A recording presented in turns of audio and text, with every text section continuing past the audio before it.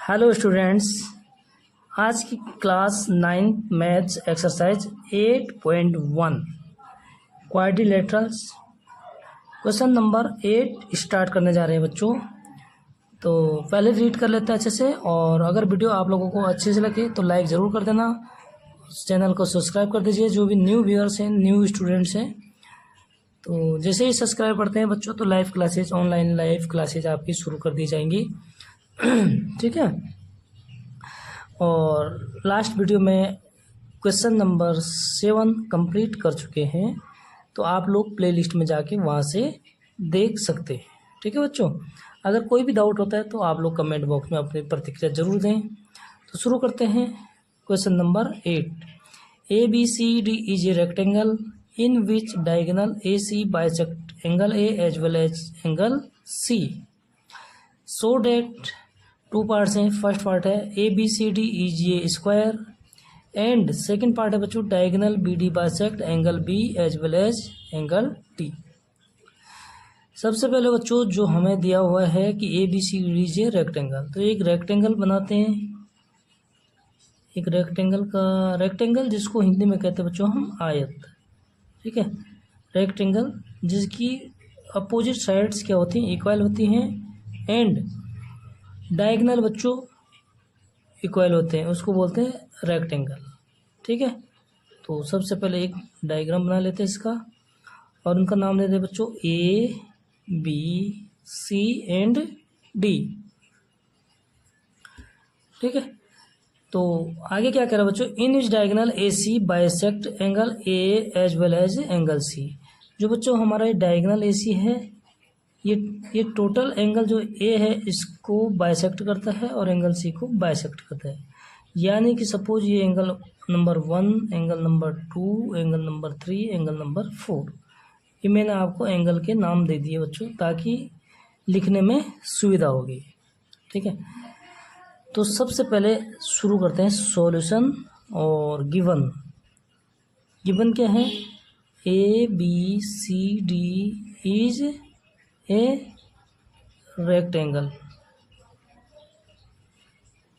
ठीक है, यानी कि रेक्टेंगल है तो इसका मीन्स क्या होता है कि opposite sides equal and parallel होते हैं। ठीक है, तो A B parallel C D and A B is equal to C D, ये गिवन है।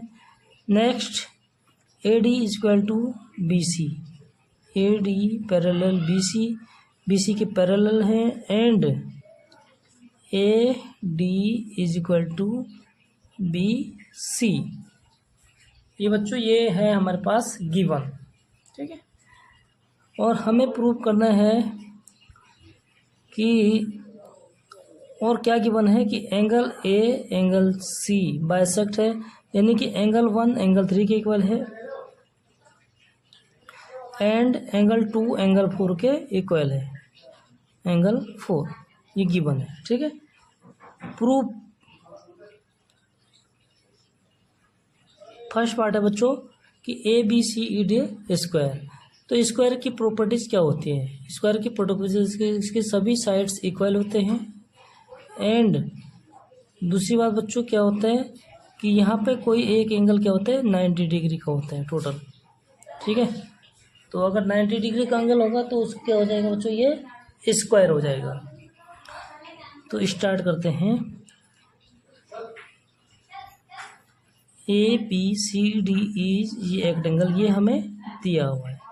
ठीक है, तो स्टार्ट करते हैं कि A B parallel C D, A D C D के पैरेलल हैं, जहाँ पे क्या है बच्चों ए सी क्या है, डायगोनल है। ठीक है, ए सी क्या है यहाँ पे डायगोनल है, वो ट्रांसवर्सल लाइन है। ठीक है, डायगोनल भी है, अगर ये 2 लाइन्स पैरेलल है तो यहाँ पे ये क्या हो जाता है ट्रांसवर्सल। ठीक है, यहाँ पे लिखेंगे हम ए सी ट्रांसवर्सल।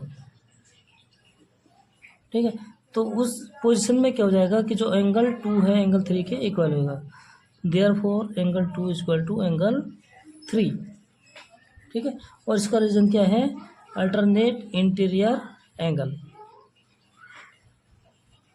ठीक, यहाँ तक समझ में आ गया बच्चों। इसको कहते हैं अल्टरनेट इंटीरियर एंगल। नेक्स्ट, क्योंकि एंगल 1 एंगल 2 क्या है, इक्वल है, एंगल 1 एंगल 3 इक्वल है, since angle 1 equal to angle 3, ठीक है, एंगल 1 एंगल 3 इक्वल है, तो इसमें क्या हो जाएगा कि जो हमारा देन एंगल 1 की जगह हम क्या लिख सकते हैं बच्चों, एंगल 3 की जगह लिख सकते हैं एंगल 2, ठीक है, एंगल 1 इक्वल टू एंगल 2, ठीक है। तो एंगल 1 और एंगल 2 क्या हो गए यहाँ पे, इक्वल हो गए। यहाँ तक क्लियर हो गया बच्चों। अब देखिए ट्रायंगल ABC, ठीक है, या ADC, क्योंकि इसमें हमने क्या कर दिया, 2 एंगल इक्वल कर दिया बच्चों, ठीक है। तो angle triangle triangle in ADC, तो ADC ट्रायंगल में देखो बच्चों हमारे 2 एंगल क्या है, इक्वल है, ठीक है। तो इनके जो अपोजिट साइड्स होते हैं ये भी क्या होते हैं बच्चों, इक्वल होते हैं, ठीक है। तो यहाँ पे हो जाएगा बच्चों हमारा angle 1 is equal to angle 2, यानी इम्प्लाइज डेट एंगल 1 के अपोजिट साइड्स है DC is equal to angle 2 का अपोजिट साइड्स है AD, ठीक है। तो ये चीज़ हमने क्या कर दिया, प्रूव कर दिया, ठीक है। क्या कर दिया कि एंगल 1 एंगल 2, और इसका रीजन क्या होता है, अपोजिट साइड्स 2 इक्वल एंगल, ठीक है, अपोजिट साइड्स 2 इक्वल एंगल, ठीक है, opposite sides 2 equal angles are equal, यानी कि जो हमारा इक्वल एंगल होते हैं बच्चों उनके जो अपोजिट साइड्स होते हैं वो भी क्या होते हैं, इक्वल होते हैं, ठीक है। यहाँ तक क्लियर हो गया। तो देखो जब ये इक्वल हो गया यानी AD is equal to DC, ठीक है, therefore AD is equal to DC, ये तो हमने क्या कर दिया, प्रूव कर दिया, ठीक है। और AD किसके बराबर है, BC के बराबर है, इज इक्वल टू BC, ठीक है।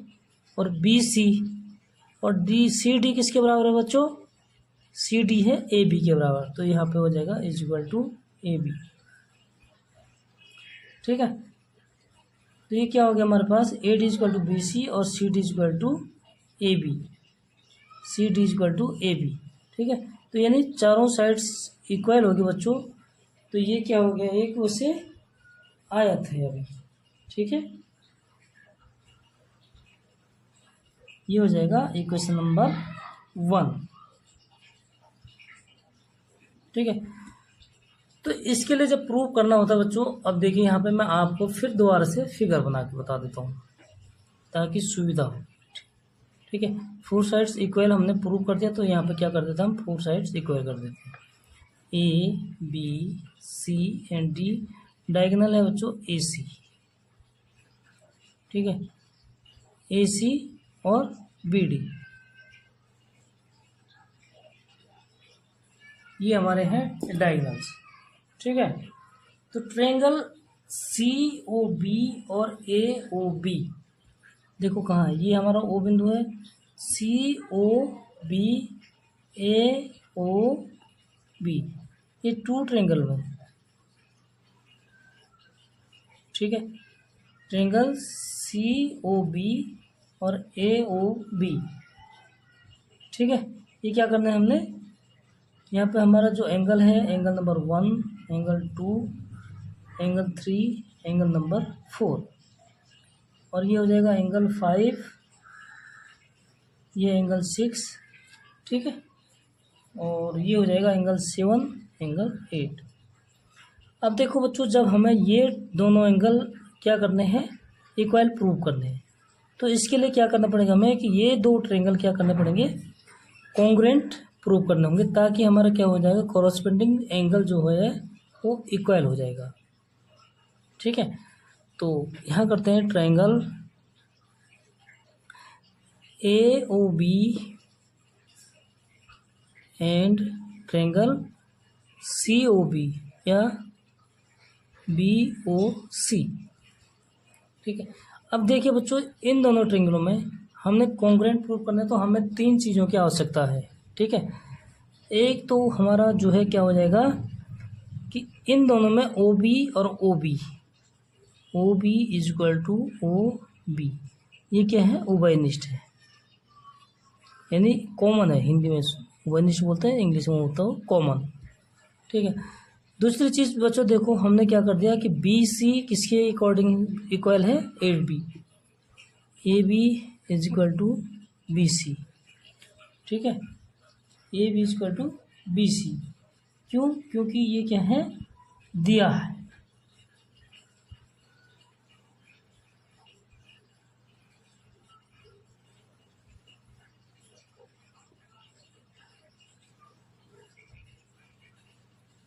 ठीक है, दिया है समीकरण 1 से, यानी इक्वेशंस गिवन है, इक्वेशन नंबर 1 फ्रॉम इक्वेशन 1।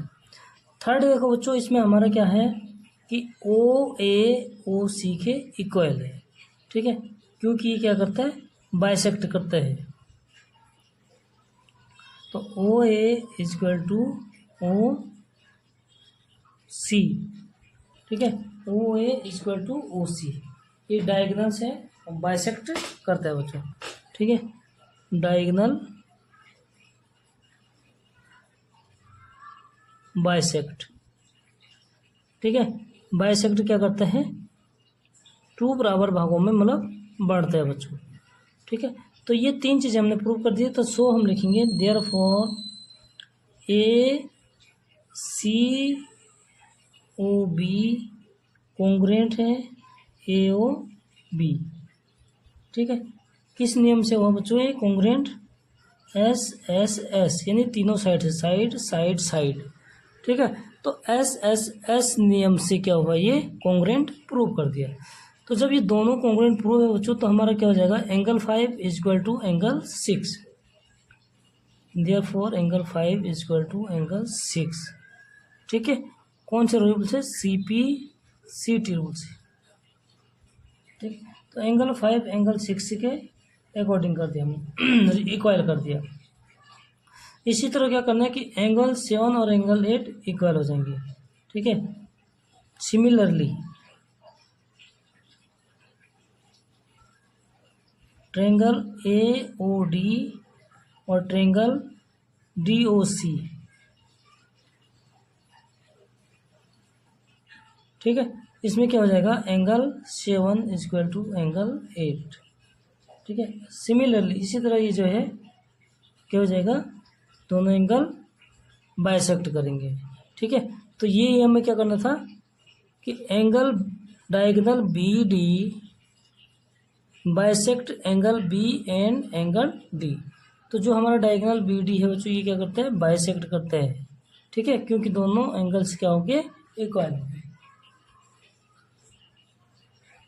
तो इसी के साथ हमारा क्वेश्चन नंबर 8 हो जाता है बच्चों कंप्लीट। मिलते हैं नेक्स्ट वीडियो में, तब तक के लिए बहुत बहुत धन्यवाद।